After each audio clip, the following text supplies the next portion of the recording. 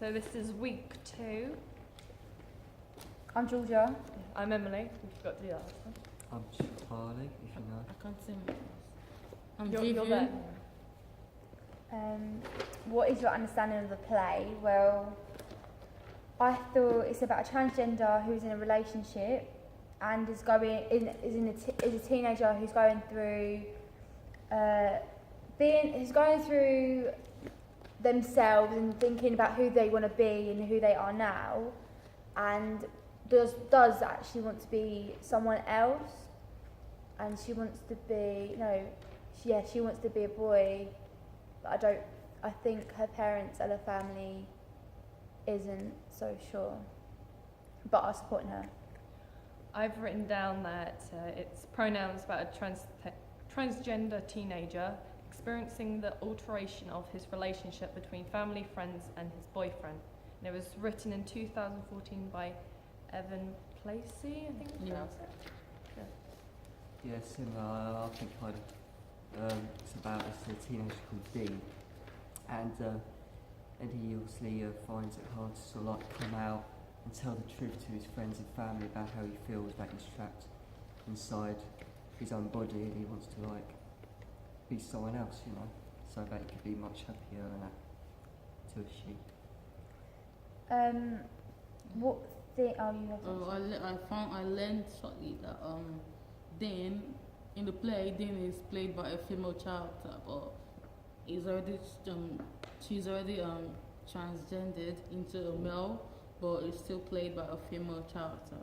And then I think that's they did that so that they could understand her better, like as she's transiting. Sorry, I can't pronounce the word very well. Into a male, so they're showing how like the steps she's taking and how she's getting the support of her family, her friends who are there for her, and all that. Also, another understanding is that the writer made it a love story because whereas a love story, it's more personal between the characters he decided this because he'd done an experiment of going to school wearing makeup, but there was no reaction whatsoever, so he thought we'll make it a love story because if it's strangers, they wouldn't care. So yeah. And I just remembered that it hasn't got any morals or meanings towards the story, as Evan Placey once had something happen to him, not like bad, like a woman approached him, and he just thought that why should their kids not be allowed to see things, and he thought about how children should have the opportunity to witness things, and that's not in like theatres right now, and not to answer their questions, but to ask their questions that they aren't asking right now. What themes have you initially identified? The 3 things that I've kind of identified is, of course, change, relationships, and of course, identity. Yeah, I've got questions, teenage years, and feelings. Yeah, I'd say mine would probably be sort of like emotions and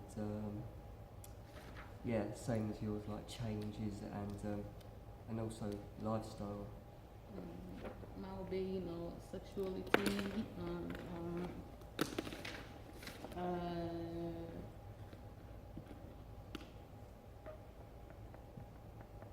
Is that all? that's what I have. And opposite. Yeah, opposite. Completely changed, yeah. What are your feelings about the play, like the challenges and opportunities? Thank you.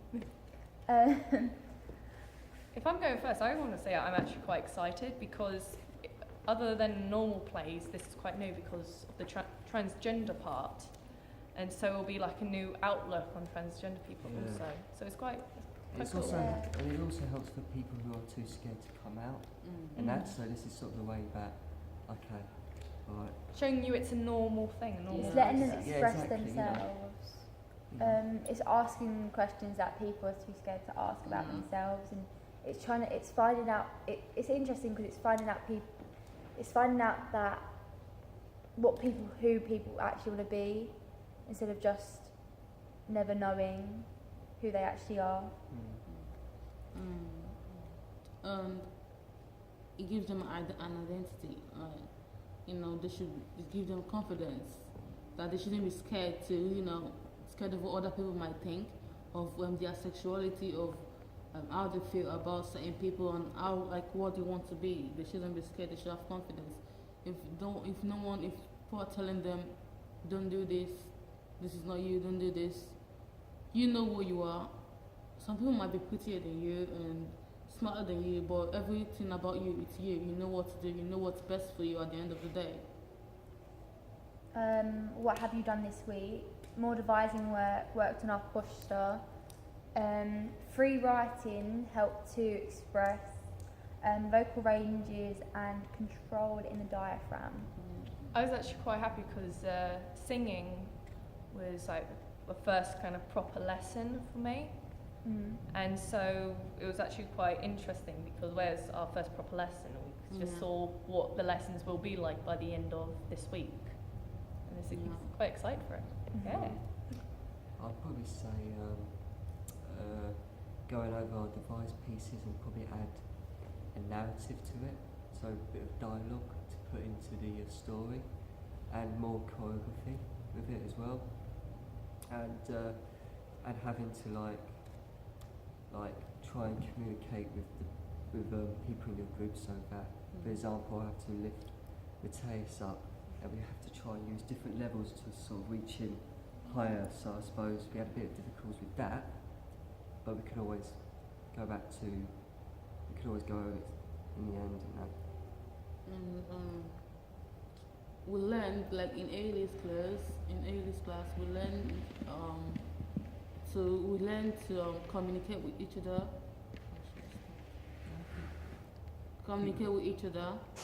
We learned what our strength is, what we want to be, what's our weakness, what we could do to improve, and what we want to be in the future, and what we want to do.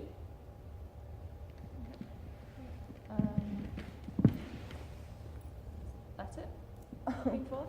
Yeah. Sorry. So we're in number 5 now. Yeah. What will it help you with the overall aim for this term's units? So how's this helping the units? It's going to help me by actually helping me start thinking about my ideas. So like free writing, I could start from by expressing how I'm gonna what I'm thinking right now, and maybe try and make a story out of that. Like everything that's going on right now, maybe add a character, make a character, or posture can help me get better at my posture, or just helping me unblock things as well, like things that we did in every lesson. It just helps me help me to unblock when I get blocked. Yeah. I think with me what helps with units is where we've been doing a lot of how to start off, like dances and routines and all that. For instance, like the under, over for dancing. I think that's helped quite a lot because it's just that initial bit of trying to start something that you struggle the most with. And so even with our devising project, in my group we've ended up using them techniques already, like for instance like the star signs, but inspiration from it into the moves, and also letters from the names. So, yeah, probably similar to yours about when in Gabby's lesson when we do like the sort of questionnaire thing about share your personal thoughts and that, but you can also create a character, create a personal thought behind it, create a story and that, and and some of it are quite personal as well, but don't be too scared to share it in front of the group, because in device pieces, if you're creating a character, you want to know what their thoughts are, like if someone's got his traps and then someone's their heart beating and that, so just it's a bit of a round circle. To help us practice more, we should practice more in our devising pace to give it more dynamics because in our last lesson, Laura said that we should add more dynamics to it. Like we could make it slow, we could make it fast, we could make it slow and fast. And in Ailey's lesson, she gave us like she asked us a questionnaire like what we want to achieve at the end of the day, what we want to learn, like what kind of things we want to learn, we want her to teach us, stuff like that. I don't know. What ideas, tasks, and theories can you take from one lesson and apply to another? I said about Rash Dash and Frantic Assembly were quite similar, so we kind of linked them together through like the up, under, over, and then the touching of like different body parts with the other different body parts, and then the free writing could be with everything. You could free write about dance or acting and create character from that, or dance from dance moves, or vocal, probably not vocal, maybe not, but posture as well. Dancing you need to have a proper posture. Acting for a character, certain postures for characters, and the voice you'd have to have a proper posture so you can get the whole body in your voice. I think with me is within the first singing lesson is the breathing technique, because that's also used for acting as well, for help projecting your voice. And I think you've wrapped up a lot of it with the whole like posture thing, stealing everyone's words. But yeah, that's all I got. For me, it's the stamina in Hayley's lesson. Shut up. And because, for example, when we had to do like kind of like focus on looking at a spot on a wall, so that we keep our heads turned and not focus. Make sure our eyes don't focus away and that. So that way you don't have to feel dizzy and that. And